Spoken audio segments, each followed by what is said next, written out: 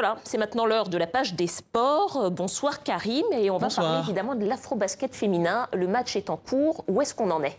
Eh ben, c'est le suspense total en tout cas à la Dakar Arena où le Sénégal affronte le Nigeria. On est dans les toutes dernières secondes. Les Nigérianes ont une toute petite avance, mais vous savez, avec les jeux des temps morts, etc.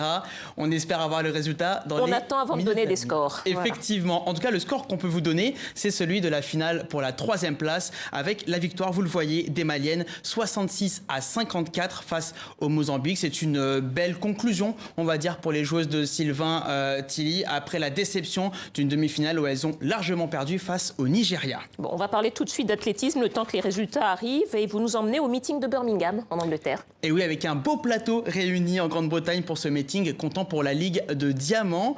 Côté africain, promenade de santé pour Béatrice Chepkoech. La Kenyane s'impose facilement sur le 3000 mètres steeple. Un chrono de 9 minutes 5, c'est 10 secondes plus lent que sa meilleure performance de la saison. Et donc, elle n'a pas eu besoin de forcer son talent et même de tutoyer son record du monde. En revanche, grosse déception pour Marie-Josée Talou, la sprinteuse ivoirienne, incapable de suivre le rythme sur 200 mètres, sur un 200 mètres très relevé. Résultat, elle termine 8e et dernière de sa course. Dommage. Bon, on va parler football un petit peu. On a des résultats, des performances du week-end, des joueurs africains en Europe?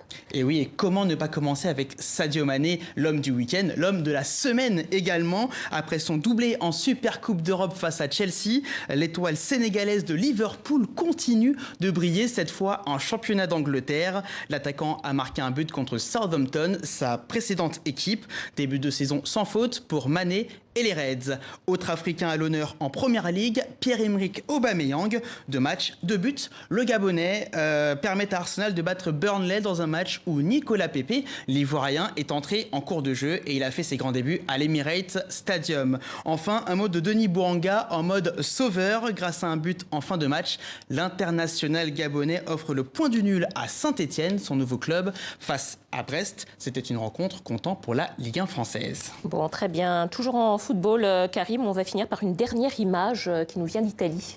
Et c'est celle de l'attaquant de Parme, Gervinho. Après avoir marqué le week-end dernier, l'Ivoirien a brandi un t-shirt, vous allez le voir, à l'effigie de son ami DJ Arafat. Repose en paix, peut-on lire sur cet hommage au célèbre artiste disparu lundi dernier. Beaucoup d'émotions pour Gervinho qui avait déjà fait part de sa grande tristesse via les réseaux sociaux.